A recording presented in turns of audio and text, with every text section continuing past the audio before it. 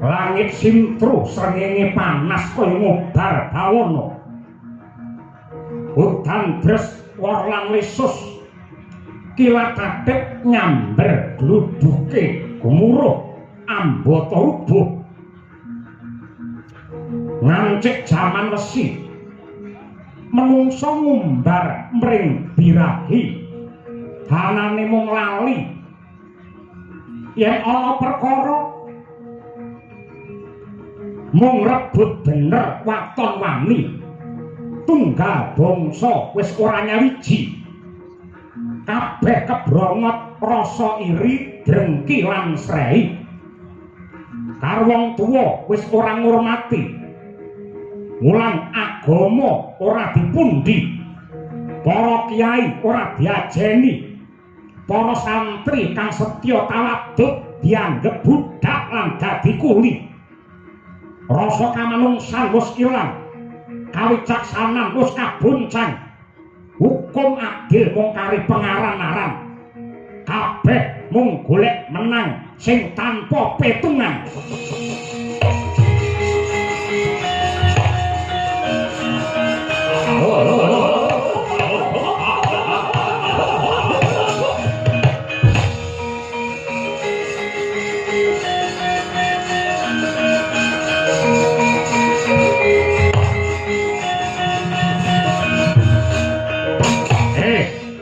Endi Ratu Ngamarta Puntadewa kon ngetokke irunge sawangen negarane bubrak tatanane ora pernah bandane para kawula dijarah pajek saya munggah kawula padha susah ning pejabate uripe do mewah.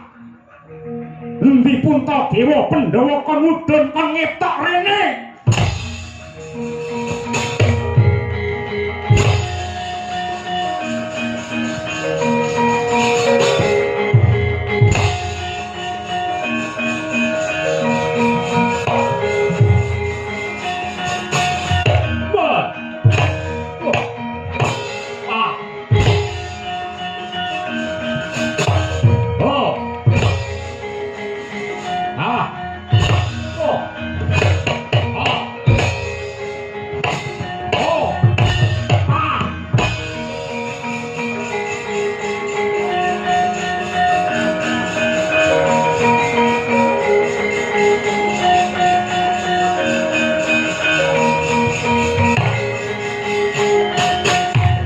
Puntadewa ndi?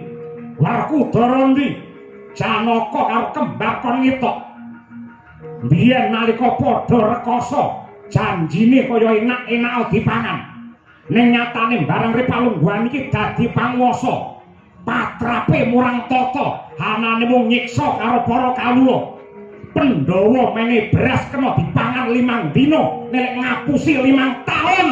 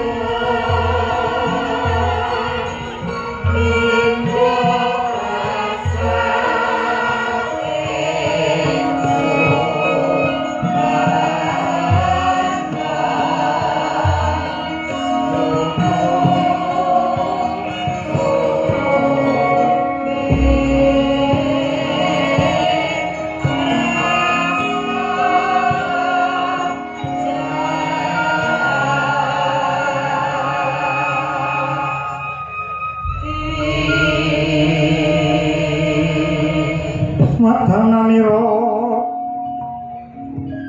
layu umma kocam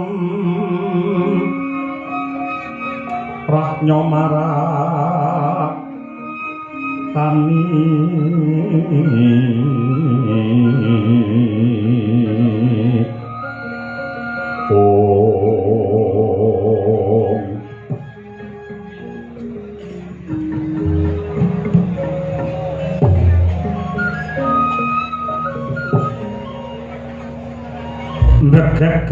Gegek sadulita lae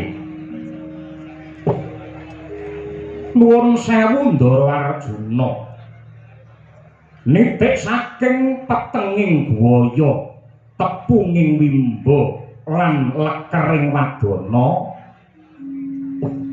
Semar saged nggagapi bilih ndika samangke nembe nandhang Sungkawa. Monggo kula aturi paring dawuh enten apa Gus Ndara Janaka? Kakang Badranaya saya abot rasaku ribet batin usak-using rasa kahanan Ngamarta ingkang saya panas adoh saka katentreman. Para kawula wis tetel kapercayane marang para pangarsa praja. Mula rina wengi anane mung bantah dedah munggah panca bakat. Sing tegese palungguhan iki para sentana praja Ngamarta nembe wae ketaman pepeten. Merga wis cetha aku sakadang Pandhawa kuwi sentana praja sing mikul jejibahan abot tumrap rahayune negara. Yen kawula aku tansah goreh rongeh uripe tegese Pandhawa ora sembada mujudake idamane bangsa ya kuwi adil kang ambabar kamulyaning bebrayan agung. Nuwun sewu nggih Den Ndara Permadi. Kula ngertos bilih negaramu Ngamarta dinten niki nembe kesruh, nembe giduh. Para kawula niki wis kentekan rasa sabar merga pengarepe langka sing kena kanggo panutan lan gondelan. Mbok menawa niki Ngamarta nembe ketrajan jaman kala bendu. Negaramu nembe ketaman utawi ketrajan jaman kala bendu. Titikane jaman kala bendu niku wong bener ora digugu, ning sing ngapusi malah ditiru. Wulang agama ora dipaelu, ning tindak maksiat dianggep sing paling maju.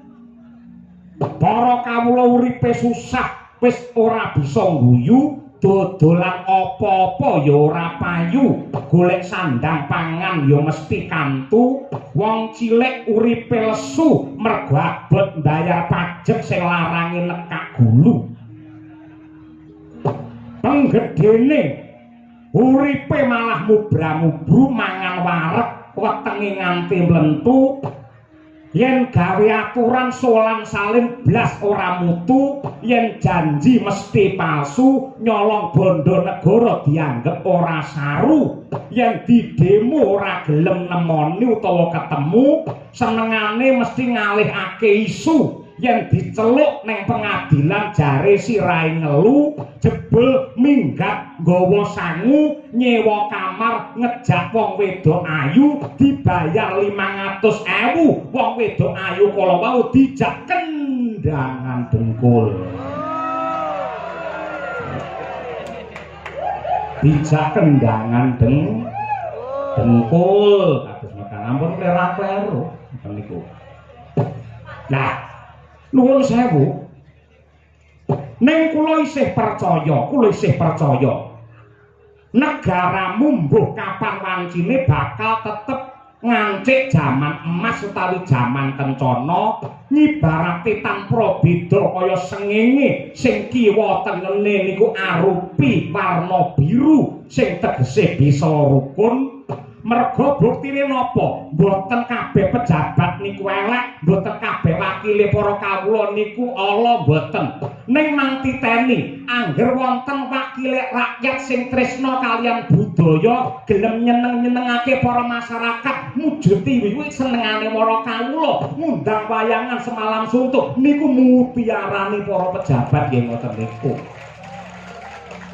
Niku sing kudu dicontoh, niku sing kudu ditulodhok, sing apike ya ngono kuwi, merga sing jenenge budaya niku magepokan kaliyan tata krama. Mang titeni yen negaramu niki mangrengga kanthi endahing budaya, mesti kemawon ora ana wong sing bakal murang tata, ora ana wong sing bakal unjuk rasa, merga uripe kawula wis dicengkrem lan dilambari kali rasa budaya kala wau. Nah, kula usul kemawon yen pengen negaramu tentrem, upamane kok nanggap budaya, mligine wayang, aja mung setahun pisan. Aja mung rong sasi pisan. Yen pengen negaramu tentrem, seminggu pisan kudu wayangan sampeyan. Niku. Niku saya becik, saya ketitik. Mergo sing ala bakale ketara. Yai Semar rembuka mutik tekan ngendi-ngendi. Mergo bar niki kula preyi, Den. Iya. Banget panarimaku kabeh pangandikamu yekti bisa nyuda peri ngrasaku.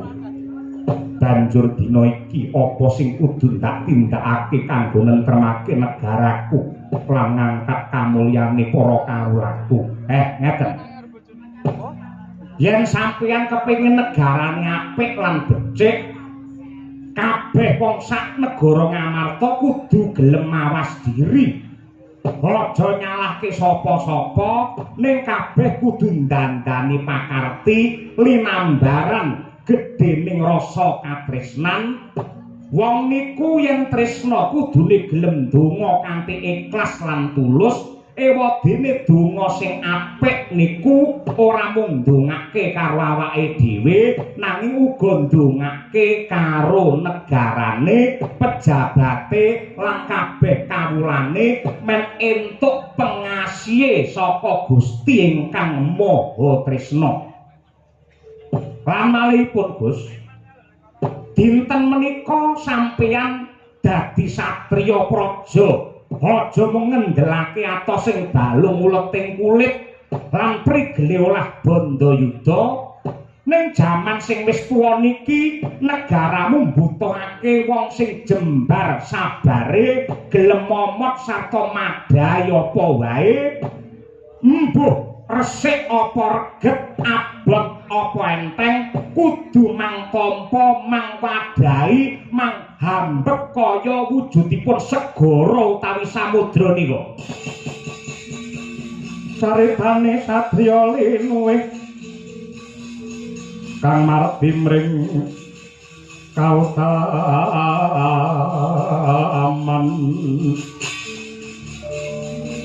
tan pegat mring pangestine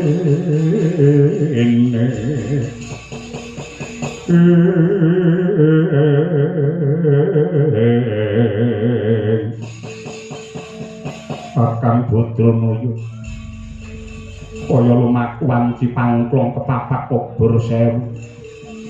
Kabeh dawuh pangandikamu bakal ndak gegem minangka pepakem. Jumbuh kelawan kandhamu, aku kepingin mahambet tanpa beda kaya samudra. Mula aku nyuwun pangestu panjurungmu. Aku tak nyambung rasa kelawan Gusti ingkang Maha Nasa.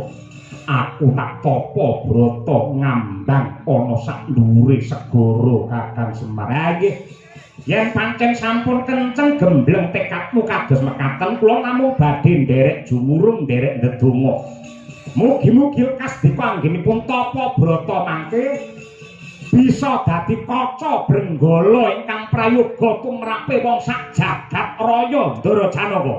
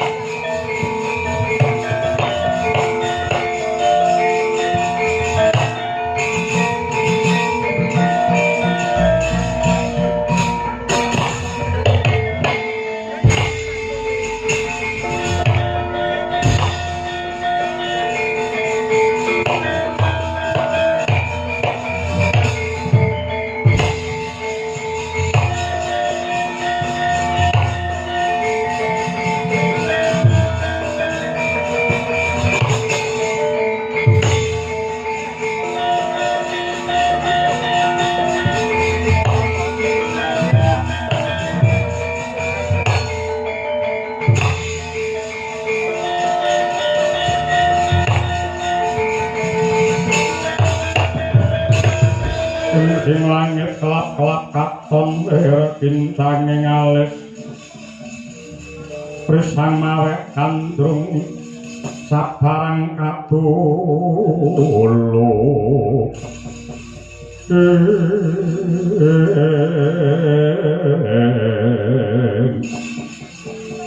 ngambah dirgantara tebak kaya kilat kasit kaya tatik tumuju mring tenging samudra mangkono bawane satriya ingkang mumpuni ing reh agal lembab sigra tumumpang wonten toya samudra hatapak yoga brata mahas ing asamud ciptaning driya datan jugar ngenya samadi pramuta dereng pikantuk wenganing Hyang Widi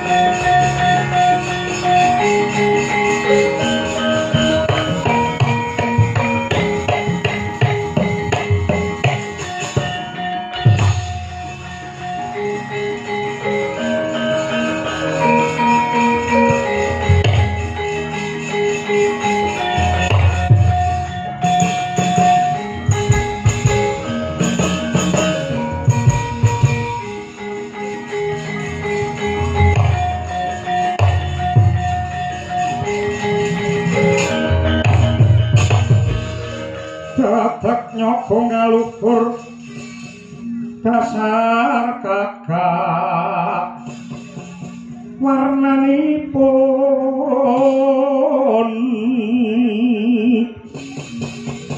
Kanjeng Sri Narapati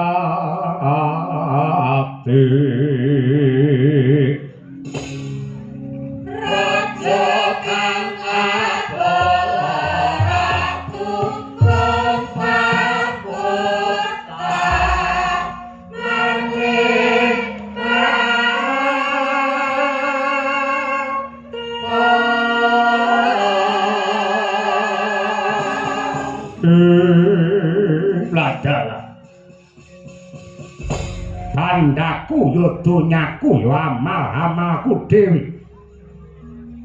Tunggu. Kawula nuwun wonten timbalan kang adhawuh sinuwun Prabu Rahwana Raja. Bilung wonten dawuh bose. Nadyanto wis gapuk maesanku. Nadyanto Ratu Ngalengka Dasamuka wis mudhar. Dibleki gunung lawan Anoman tibani wujude pusaka Guwa Wijaya dening Rama Wijaya.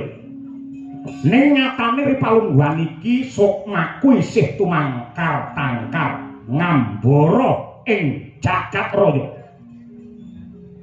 Sebabipun menapa kok kados mekaten?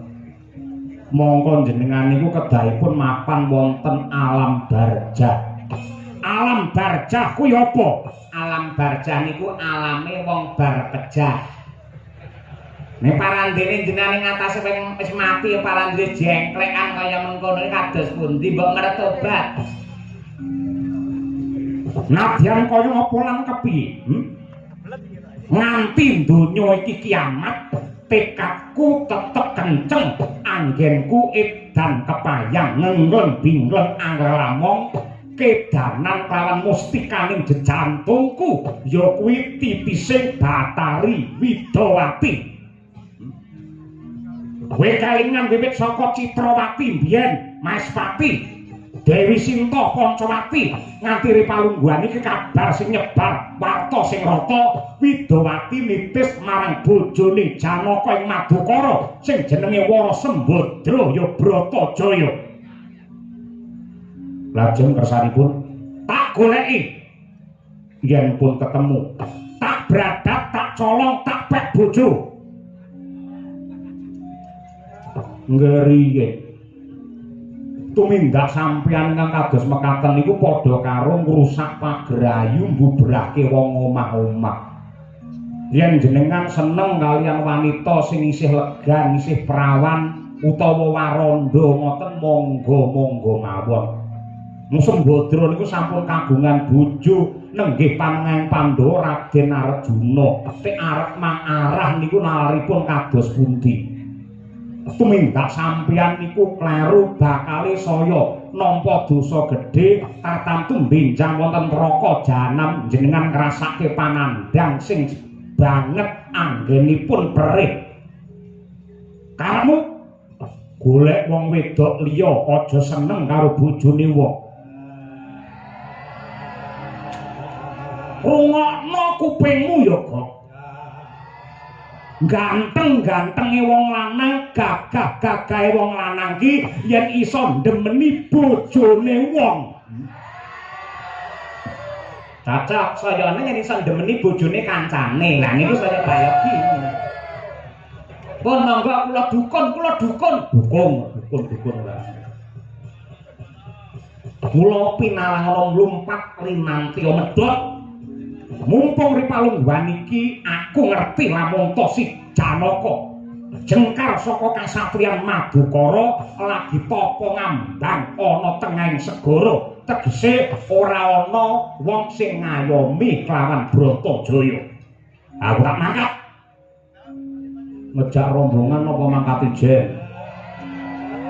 Aku tak mangkat dhewe wae. Ngejak kowe awakmu lemu pol-polan turu. Oh, mboten. Nek niki kula siyaga ing diri nggih panutan kalih kanca-kanca yen nembe enggal-enggal menika. Ora perlu ngejak kowe mangkat dak jangkah dhewe.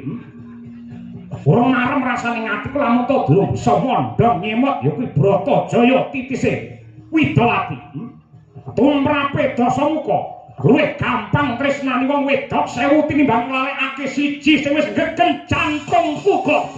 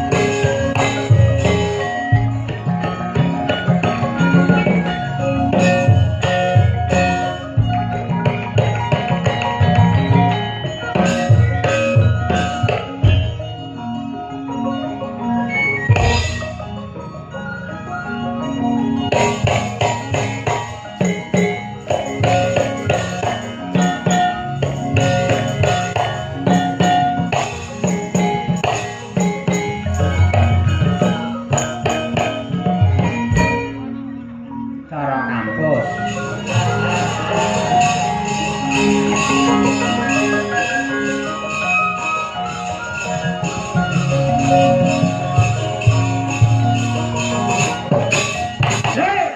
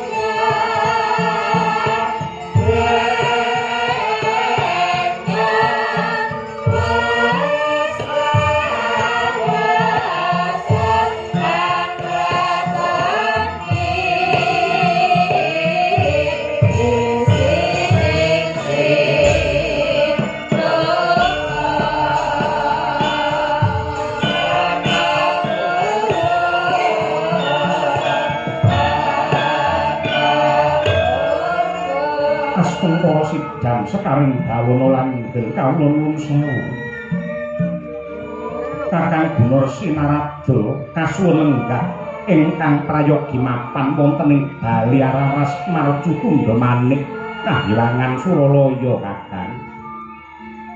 Kalah renjang pak tong Parubaya slere buntute acel kater inggih Adi Guru.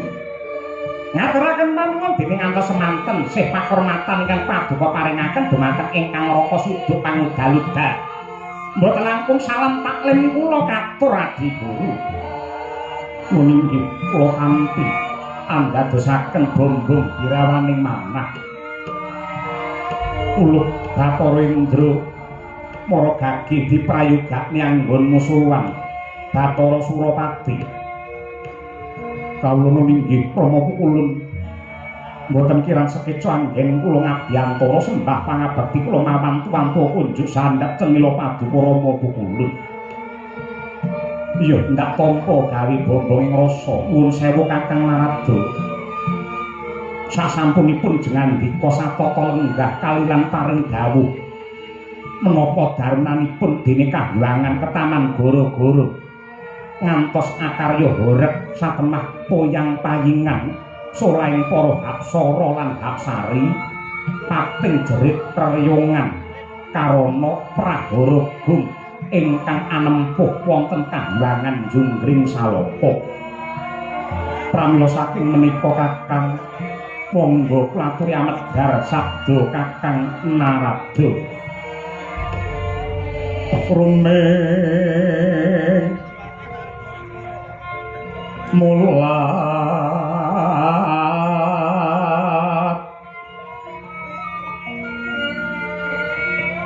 rumeng mulat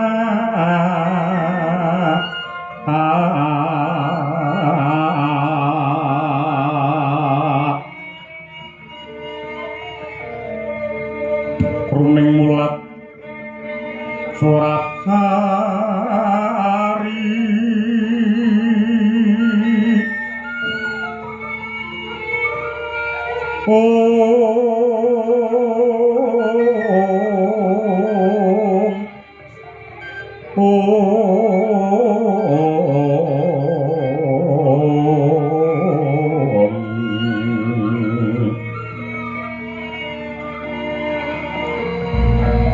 rumeng mulat sorat sari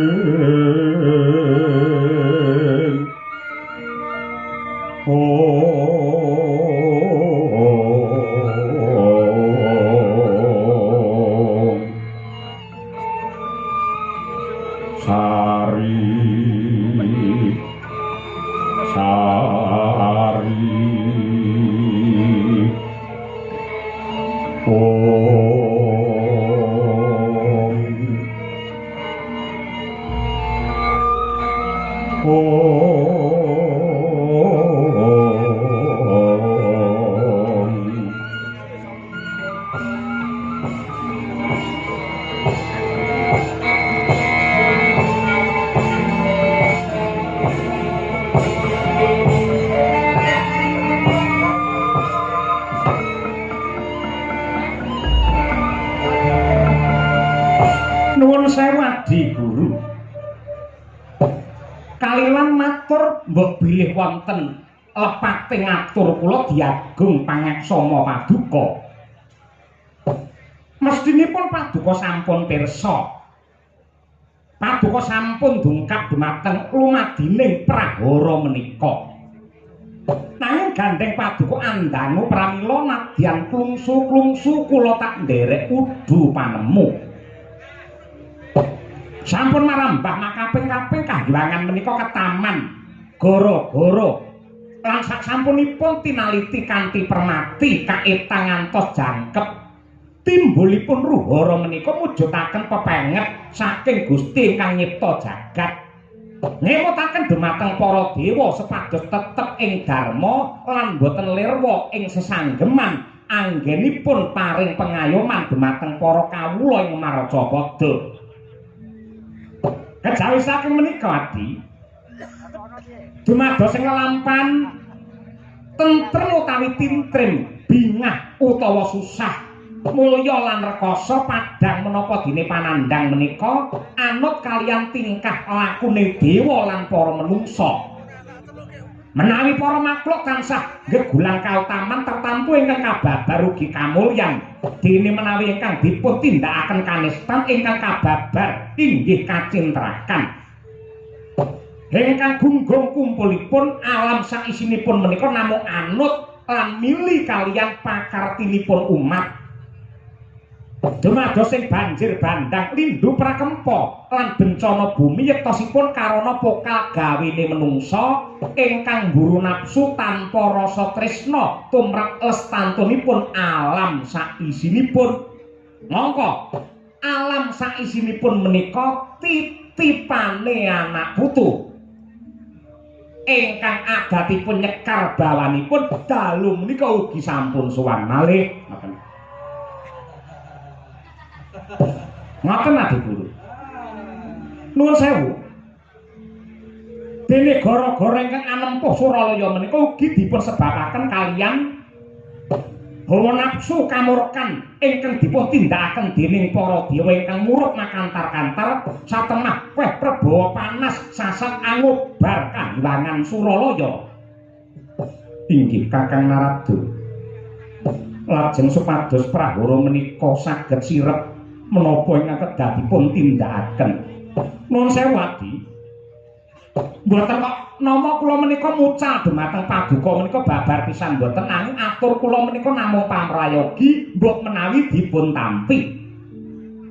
Ruhara menika saged sirna menawi para dewa sami kersa mawas diri lan ngewahi pakarti kanthi nyiram genining kamurkan mawi tirtaning kesabaran kawicaksanan sarta linambaran santosaning iman tumajuh pangideping cipta mring Jwangnasa sinurung puji dikir kidung suci mantra rahayu sarta enget kaliyan darmane dewa ingkang kedah makarti kanthi tulus ing ati weh kamulyan dumateng sagung para titah mrih yuwana jagat sawigung linambaran hambek jujur tresna asih adhedhasar adil lan bebener. Nuwun sewu Adi. Mboten namung kahyangan ingkang ketaman dahuru kalebet jagat raya samangke sasat ketaman bebendu. Karana menungsa sampun kecalan kiblat. Sampun tetel kapitayanipun para kawula dumateng para dewa mila kangge ngawekan lelampan menika para dewa kedah saged dados tepa tuladha ingkang utama supados para manungsa tetep ngajeni lan ngurmati dumateng pamarintanipun para Jawata. Kanthi mekaten pranataning agami lan aturan ingkang dipun putusaken dening para dewa ingkang lenggah wonten ing dampar kadewan tetep dipun gugu lan ditiru dados pakem kinarya paugeran anggenipun para kawula sami netepi darmaning gesang ingkang hanjok dumateng beji ing tumindak lan api ing kelakuan. Kakang Gunarsi Narada punapi di semunipun pepeteng ingkang nglimputi menika mangke badhe enggal antuk pepadang. Karana boten dangu malih Kakang, ulun badhe ngandhapaken nugraha wahyune pangarep utawi wahyune lelananging jagat ingkang nami Wahyu Purbaningrat. Wahyu Purbaningrat menika mangke badhe dipun tampi dening satriya ingkang pinter ngendhaleni jagat pribadi lan ugi pinter ngendhaleni sarta ngayomi dumateng jagat saisinipun Kakang. Naminipun Wahyu Purbaningrat. Dewa Subata marang kang soreng prang ngudhani arum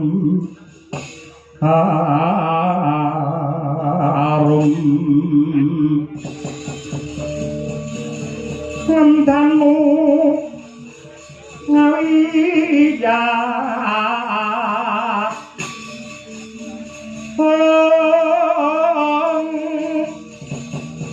Narada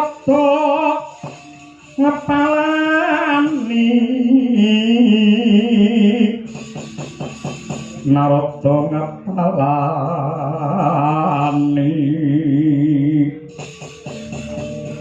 Jawata Sukamulak solaing ore rasa aksa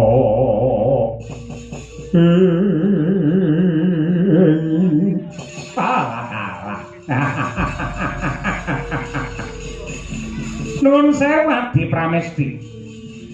Menawi saking pamawas kula mboten wonten titah ingkang trep nampi nugraha kejawi satriya ingkang sampun ageng labuh labetipun wonten ing donya ngantos minggah teng Kambangan.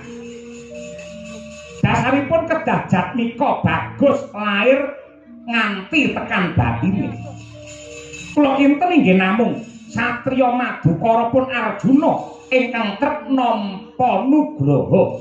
Dasaripun den samangke Janaka nembe tapa ngambang wonten ing sakinggiling samudra trep menawi lare menika nampi nurbating Pangeran Adi. Wonten priya mangu kang pramimang Lemo tampo kaning yen tantuko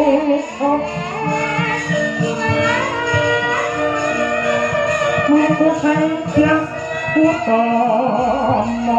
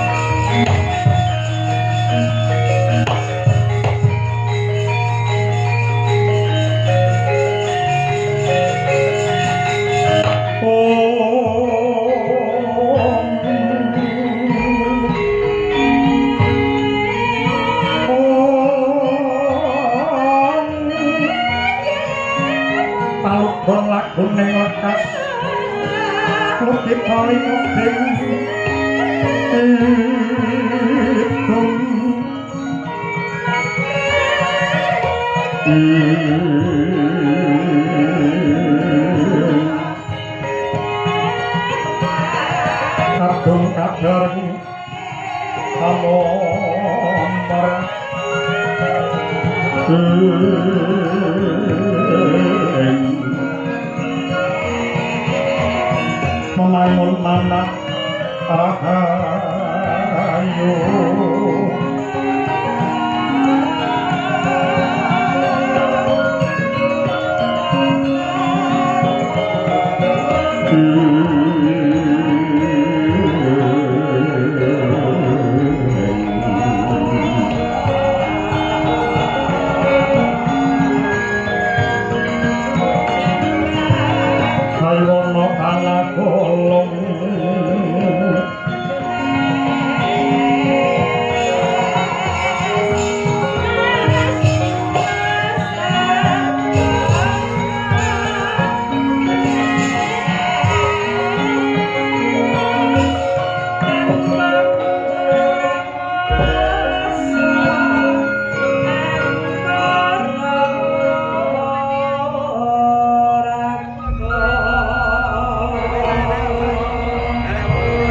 Anjahing puspita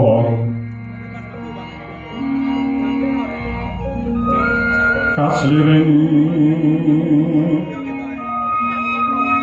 Samion ombre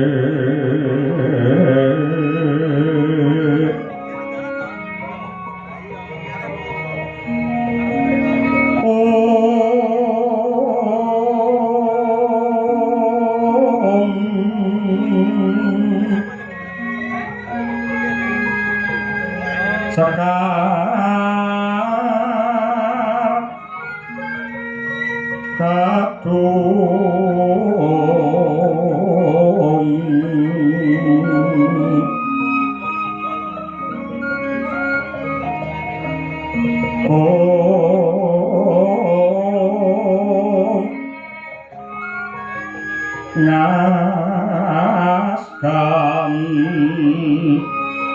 dan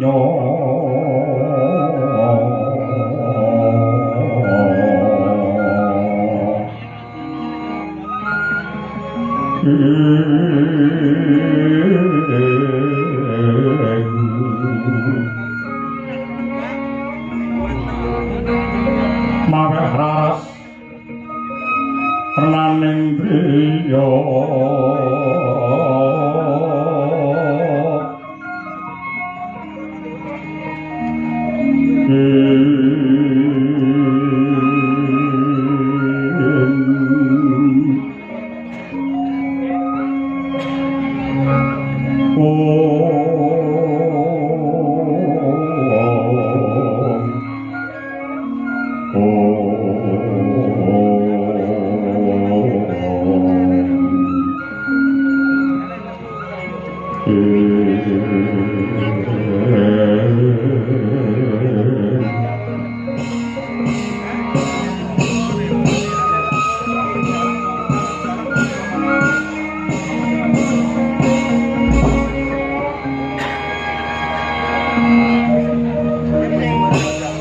Ilah ngawit namastu namasidang ndak waspadake ingkang munggah ning bali Marcukunda manik Kahyangan Suralaya iki widodari panggoda pangrencana Bathari Durga ingkang sowan padha winantu Basuki anggen Moprapta Permuni tobat Bukulun awis saking berkah pangestu paduka Sang Adi Bukulun sowan kula tansah sinampuraning kamulyan lan kabagyan boten langkung sembah pangabekti kula kunjuk wonten sandhap padha paduka Sang Adi Bukulun Bathara Guru. Iya Durga ndak tampa gawe bombong ing rasa ora liwat pangestu ulun wae tumrapa lawan jeneng kita. Kula tampi tangan kula kalih kinalungaken wonten ing jangga kula dlesepaken wonten ing payudara. Satemah mimbuana dumateng Bawa Leksana ngaturaken panuwun awit pangestu paduka Sang Adi Bukulun sesembahan kula ing Larcapada prateng delahan Bukulun kok katon sumengko jeneng kita ki mau saka ngendi kula inggih kula saking Dong Bantreng Bukulun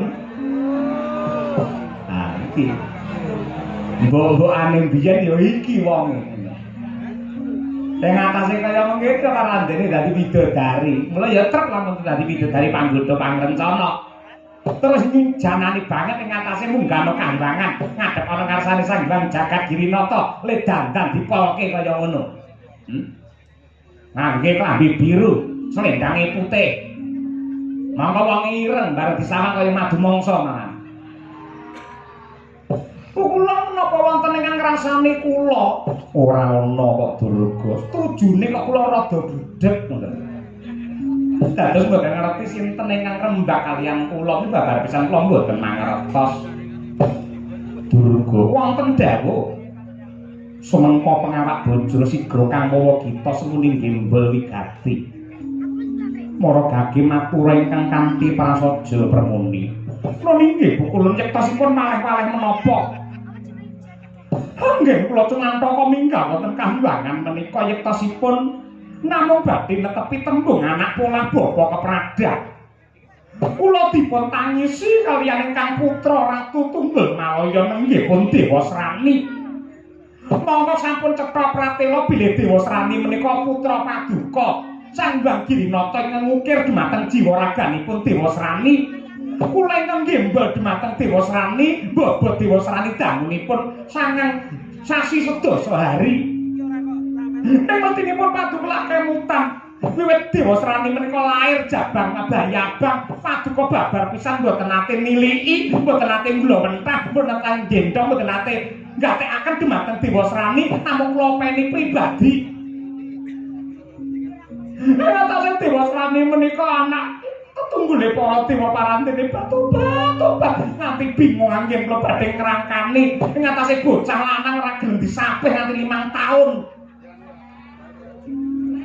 Mamane anak ora gelem disapih nganti 5 taun memper ya bapake nganti tuwa ora gelem disapih. Nanti kula kaya rimaso nekat mawon lho. Wis iki ana pasewakan. Oh injing ngapunten kesupen kulun, supen. Ngapunten. Aja mbedarang wirang. Kondo sing ora-ora ya Durga. Nun inggih nyuwun pangapunten kulun. Batur tebak niki lho nuwun sewu. Iki alis kula menika kula cap lho kulun, kula cap. Yo ya wis ngerti. Lho niki lambe kula ya kula suntik. Kula tambahi plastik ember kulun.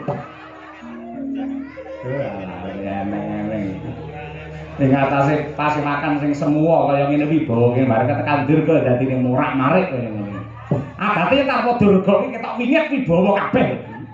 Agar ana Durga rumangsaku kaya ana sing beda. Kula mesaken kaliyan Dewa Srani ngatasi anake ratuning para dewa ing Kahyangan Suralaya parandene kok nggayuh menapa kemawon mesti lepat. Gadah panjang kok menapa kemawon mendhi kasembadan. Areng rabi dumateng Dresanala kalah kaliyan si Janaka. Nggayuh wahyu wujudipun toh jali kalah kaliyan si Janaka. Bola-bali dados tulik mboten wonten sari kejawen namung Janaka mila sepisan ji menika. Kula suwun kanthi sanget Sang Girinata kepareng minangkani pamotanipun ingkang putrapun Dewa Srani. Kula mangertos bilih paduka badhe ngandhakaken kanugrahan wujudipun wahyu wahyune lanang jagat lan curing Madyapada nenggih wahyu Purba Sasangka. Baru salah alamat iki. Purbaningrat. Oh nggih wahyu Purbaningrat. Purba Sasangka menika engse menika. Ha iya ngerti gene kaya. Wahyu Purbaningrat lanang jagat. Sepisan ji menika kula welas dumateng ingkang putrapun anak kula Dewa Srani amargi Dewa Srani yang sumpah sampun prasetya menawi taun menika mboten saged anggadha wahyu Purbaningrat badhe dipun entengaken lampus diri kendhat kali murda suda salira pejah pukulun kadya trisang kabeh raimu rinangkul kinempet-tempet dosang retnaning bawana sira tukang walangan api astung para sidang sekaring bawana landung Durga wonten dawuh ana tetembungan sak galak-galak ing Sardula ora ana sing kalu gaglak karo gogore dhewe bedaya apa ulun dadi tetungguling para Jawata Nyakrawati mbal dendha sembah wong sak jagat nanging lamun ta putra ulun kapitunan mula bakale ulun pinangkani pamotahe Dewa Srani tetepi wahyu Purbaningrat bakal ulun paringake marang Ratu Tunggul Malaya anakmu Dewa Srani matur nuwun.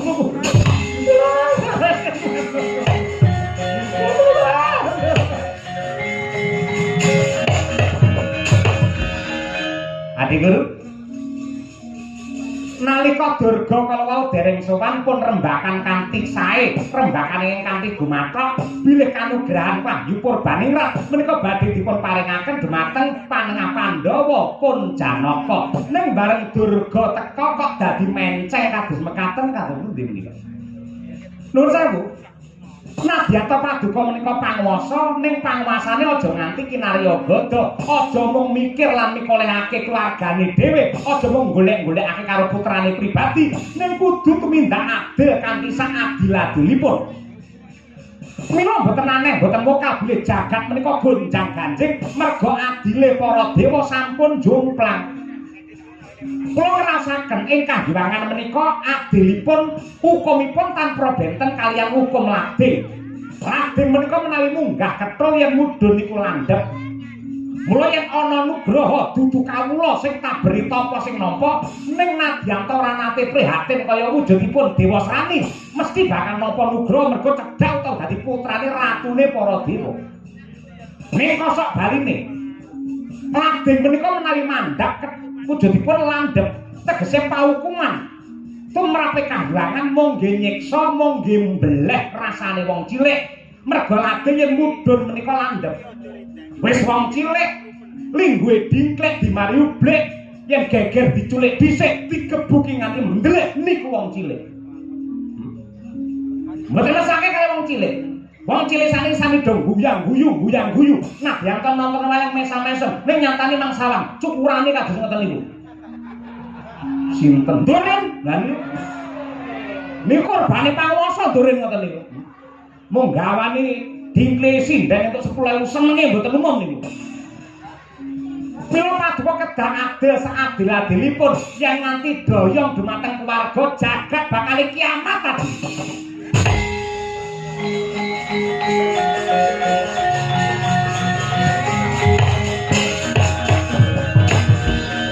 Kakang Narada punapi ingkang waosi wonten kahyangan menika sinten? Adi Guru.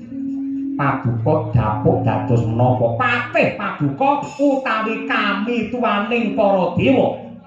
Kula menika kami tuwa. Dados kami tuwa lak sampun kula mulyakaken. Mulya apa? Kami tuwa bengkoke teng padolan terus nek mulya pripun? Nuwun sewu. Kula kaliyan paduka menika ngibaratipun kreta jaran sak kusiripun. Leres. Kreta jarane kula kusiripun Adi Guru.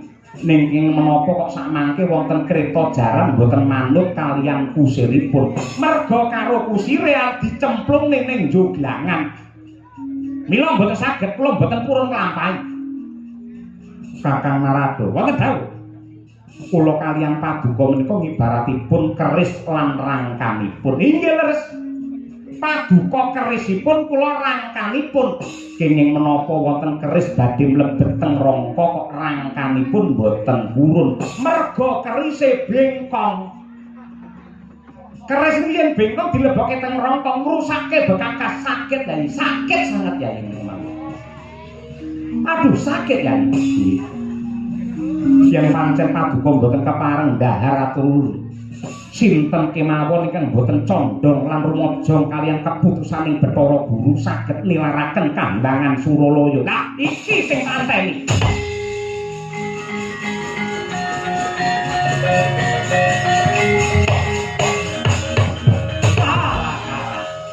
Bergenjang pak pong warudaya. Untu entek jenenge apa? Rambut dawa jenenge gondrong, adah soto jenenge rombong, bojo moblong tinggal jagong, cingklak wong wae. Yen pancen jenengan badhe mecak dumateng kula mboten dados menapa bar niki ya ora enek apa-apa. Mboten masalah, mboten masalah. Kok tak leren melu campur sari pundi to pundi ngoten. Nek saderengipun kula mandhap saking mriki saderengipun kula nyuwun pamit kula tak matur sekedhik kemawon. Bilih teng donya niku karma pala taksih wonten. Sing tegese wong nandur bakal ngunduh utang bakal nyaur sing ndandake bakal nungguh. Yen nganti ana welake Hyang Agung tunggak paru Narada ora melu-melu.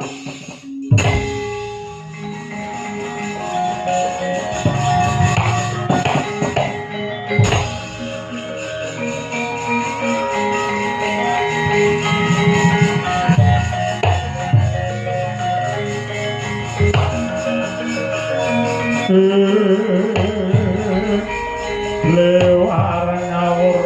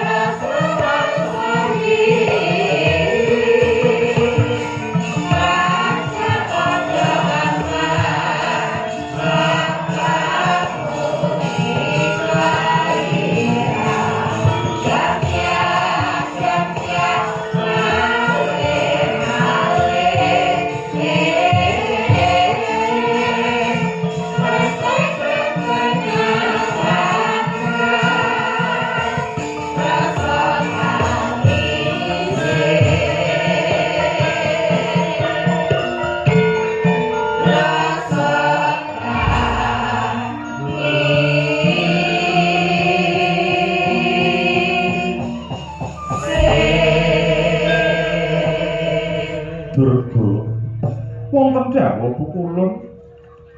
Apa to sebabe jeneng kita tak kanthi rada sumingkir merga ulun bakal catur netra. Iki ana bab wadi lan migati. Ingkang paduka kersakaken kados pundi? Ingkang dadi klilit mungguing netra tumrap kasembadaning sedya.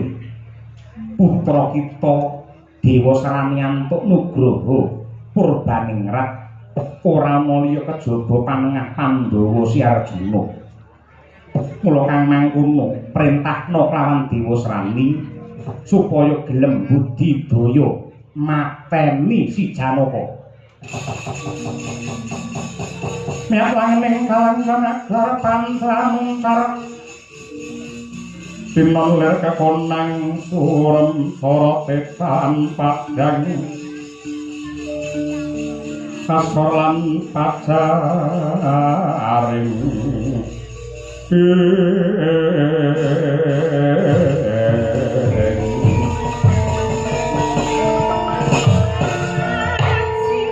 langkung sendika ngestakaken dawuh paduka sang abdi Pukulun kaliyan kula amit mata pasilan iya duga-duga digawa ngati-ati aja nganti keri nadyan kaya ngapa lan kepiye mestine Durga ngerti lamun to Janaka rina wengi tansah dijampangi karo danyange tanah Jawa Semar Badranaya menawi nggih kula mangertos nuwun pamit nggih Pukulun.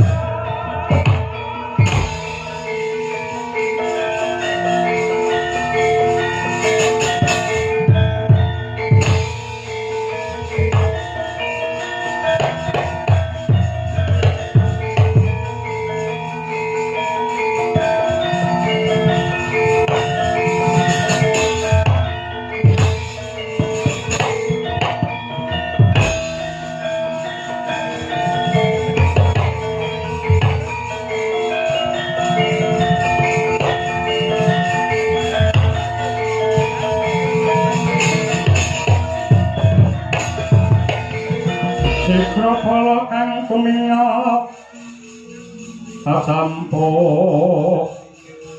samya medali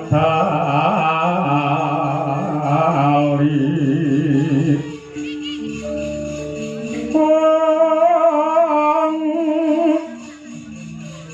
wertate wilepting kota Juang komengon niti bintang sangaji niceo Matinya ngedali wuwus krusha Surawilaga kaya putra singa pragil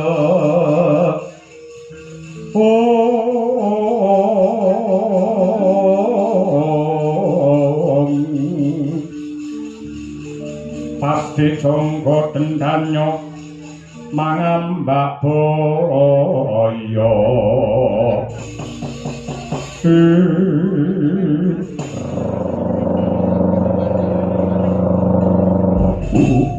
latar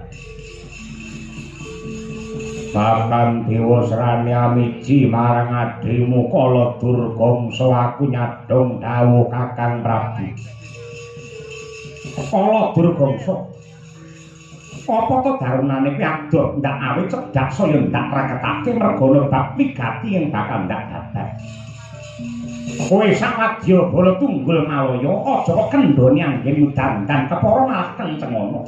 Siaga ing diri sawiga ing gati budal marang telenging samudra. Nugroho gedhe bakal ndok tampa lamun to kowe bisa cilik njugarake. Gedene mateni panengah Pandhawa Arjuna nggene tapa ngambang ana tengahing segara. Ora liwat mung bakal ngestake dawuh budale mbesuk kapan. Nadyanto sambung obor cara linten rambatan pundak. Wadya bala dibudhalake dina iki. Candrane kaya mriwis ingkang mungsung banyu. Ngestake dawuh.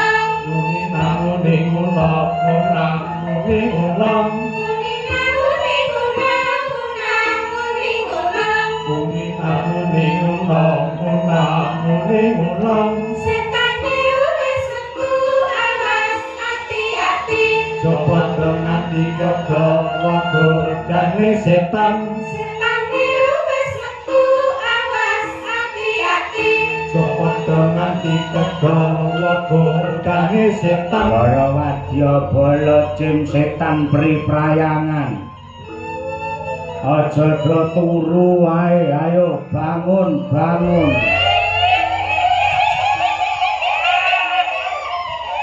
saanane peri wedok ayo guyu bareng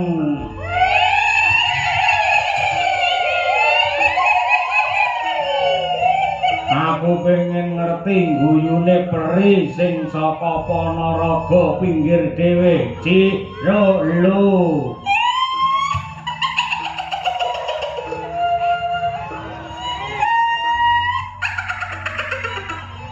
peri lek peranaan sapi ya ngono kuwi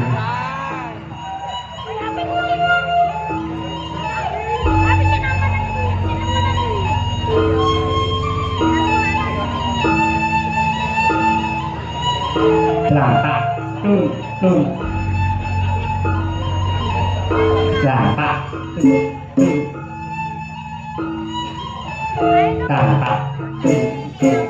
Lantak Lantak Hey Oh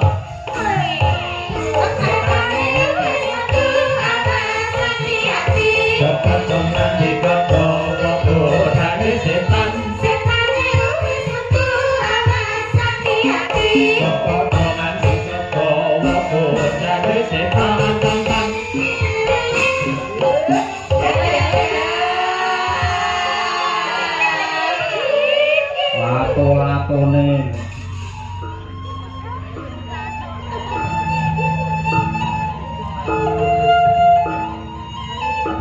Masih apa Dik? Kok Buddha ki arepe do ning endi? Iki sowan ana ing Desa Bungkal, Kecamatan Bungkal, Kabupaten Ponorogo. Jare bakal ora tetep ngenteni cairi anggaran batal-batal piye. Sing jenenge pengarep penggede saya nes sing lenggalno provinsi, Bapak DPRD Provinsi Jawa Timur, Kepala Dinas Budpar Jawa Timur, piyayi niki bawa leksana yen wayangan ya wayangan ora bakal batal. Apik yen ngono, mangkat kuwi. Yo mangkat. Kancane teh akeh sing beda kaya biasane. Ora apa-apa sing penting komplit. Aku dina iki lek nyinden semangat. Lah ngopo? Pacarku melu Ya monggo. Aku ngene iki arepe mbanyo malah ora iso bebas, arepe njaraki lurah ora wani. Wani ra apa. Santai-santai wae. Kowe ora ngerti watakmu, aja kok lurah. Anggere nek dalang nom sithik kok gaudha terus kaya. Fitnah itu. Didongake. Hah? Didongake. Sapa? Wong bungkal. Tungane piye? Nganggo sranda dinane jemuah. Muga-muga kabeh wong bungkal diparingi berkah barokah. Nganggo sranda dideleh pinggir sumur. Muga-muga kabeh wong bungkal sehat dan panjang umur. Numpak tronton nggawa cengkeh. Muga-muga kabeh penonton rezekine akeh. Numpak tronton panas-panas. Muga-muga penonton kabeh utangi lunas. Pas iki amine bianter dhewe to. Iya. Mangkat sing duwe parikan sik sitok ya ditokne pisan. Ngangge sepatu rupane ireng. Cakep. Sinden 7 meteng bareng. Amin. Ora amin.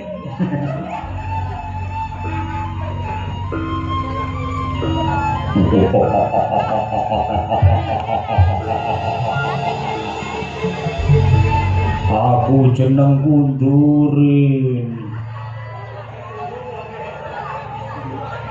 Masalah.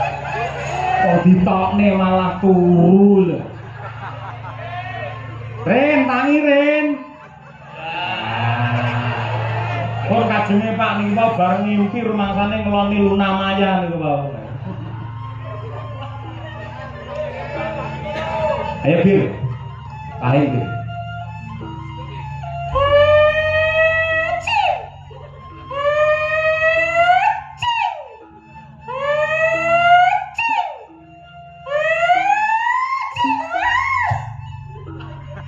Matane ora. Disawang.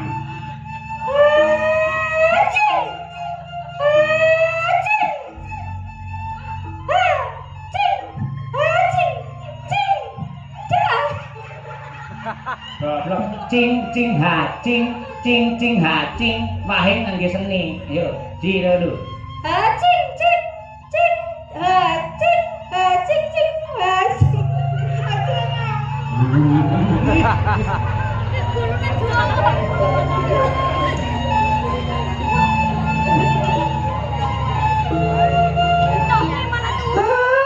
Ya, Ti, nangis, Ti.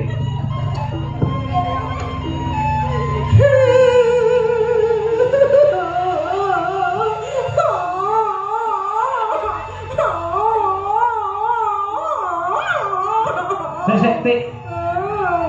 Kowe jane nangis kok kelebon orang-orang. Au.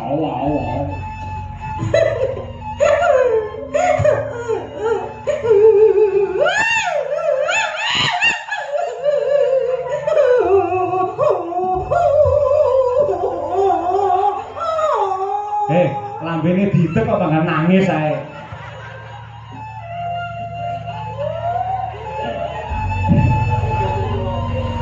Apa Mas? Apakah kamu ngerti maknanya mencintai? Mencintai adalah tidak hanya kita tidak mensakiti orang yang kita cintai, namun bagaimana keikhlasan kita menerima rasa sakit yang diberikan oleh orang yang kita cintai. Hebat, tepuk tangan untuk istriku. Wah, luar biasa. Pinter tenang.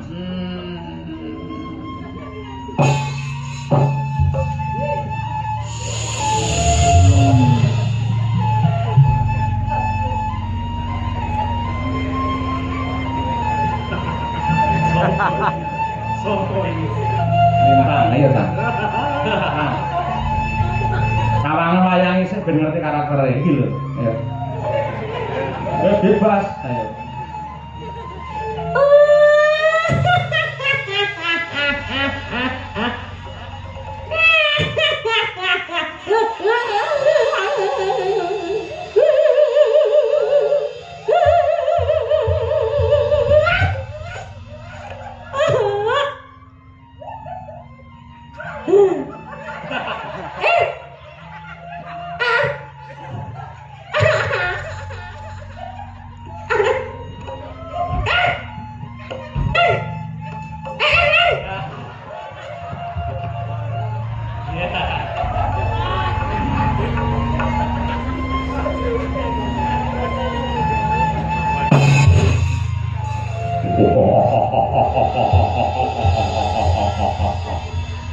Para penonton, ya nonton wayang nganti tancep kayon, nganti tutuk lakon tak tungake tutuk ngemu ngomong anak putumu.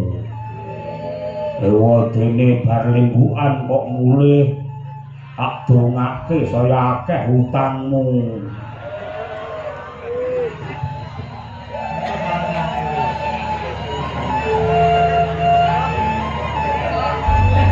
Ayo melupain, ayo melupain, ayo melupain, ayo melupain, ayo melupain, ayo melupain, ayo melupain.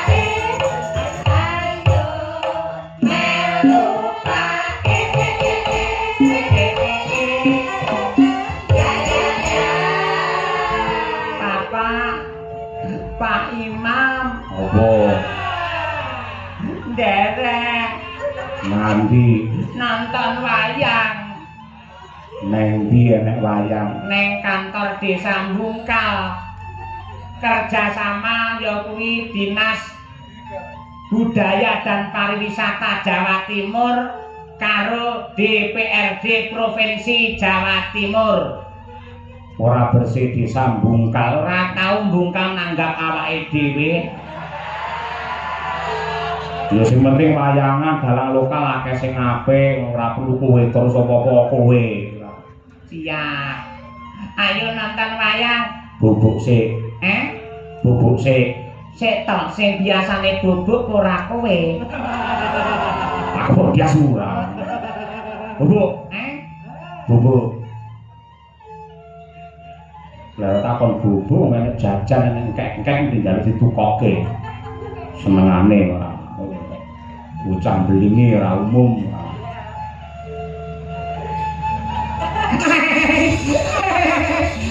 Apa-apa? Ngopo? Anuku Ngopo? diselamat rokok. Mula bubuka. Bubuka. Bubuk. Ya.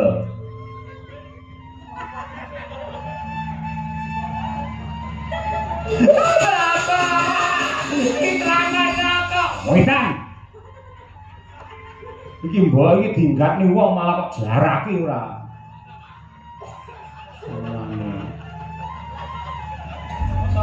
Ayo melupain, ayo melupain, ayo melupain, ayo melupain, ayo melupain, ayo melupain, ayo melupain.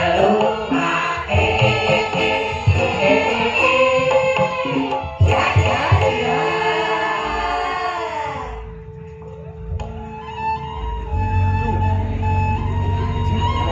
Nonton wayang neng warung ngombe wedang kopi kenthel jajane gedang goreng anget rokoke rokok kretek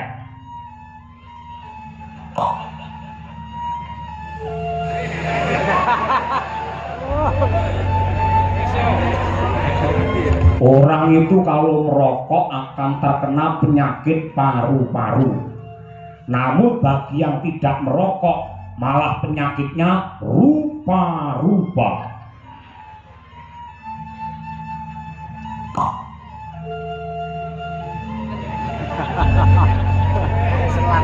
Enak Eva.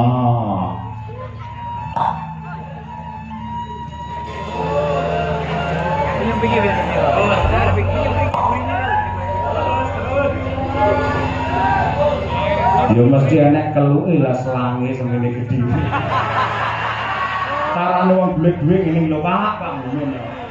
Ngono bersih bisa bongkar ora nanggap aku piye.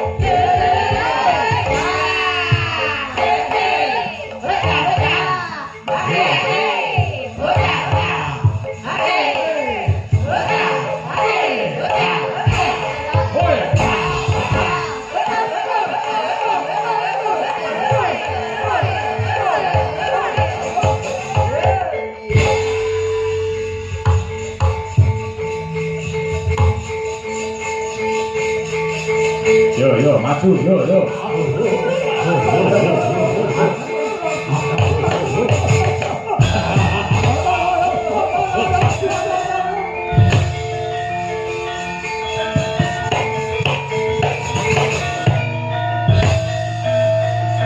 Koko batok